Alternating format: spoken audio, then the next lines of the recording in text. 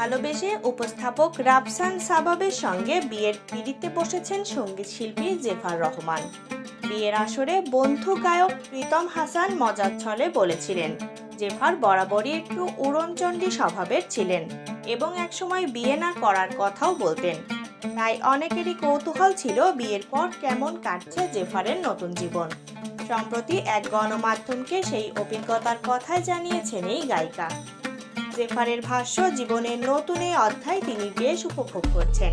কাজের প্রতি তিনি সবসময় মনোযোগী ছিলেন, তাই এমন একজন সহায়ক ও বোঝাপড়া সম্পন্ন সঙ্গী তার জীবনে খুব প্রয়োজন ছিল, যেটা তিনি রাফসানের মধ্যে পেয়েছেন। জেফার বলেন, আমরা চেয়েছিলাম শুধু কাছের মানুষদের নিয়ে ছোট করে মুহূর্তটা উদযাপন করতে, সেটাই করেছি। বিয়ের প্রতিটি আয়োজন আমাদের জন্য চিরস্মরণীয় হয়ে থাকবে, কারণ সত্যিই প্রতিটি অনুষ্ঠানে আমরা দারুণ সময় কাটিয়েছি।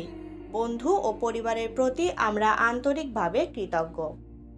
বিয়ের পর নিজের জীবনে বেশ কিছু পরিবর্তনও এসেছে বলে জানান জেফার।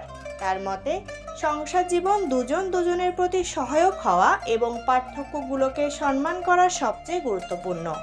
অবসরে বন্ধু ও পরিবারের সঙ্গে সময় কাটানো, ভ্রমণ করা এবং সুন্দর মুহূর্তগুলো উপভোগ করতে এখন বেশি ভালো লাগে তার। এদিকে কাজের ক্ষেত্রেও গত বছরটি জেফারের জন্য ছিল বেশ সফল। তাণ্ডব সিনেমায় গাওয়া লিজুর বাগানে গানটি দর্শকদের মধ্যে বেশ সাড়া ফেলেছিল। পাশাপাশি দাগি ও ইনসাফ সিনেমার গানও শ্রোতাদের পছন্দ হয়েছে। তবে আসন্ন ঈদে মুক্তি পেতে যাওয়া কোনো সিনেমায় তার গান নেই বলে জানিয়েছেন এই গায়িকা।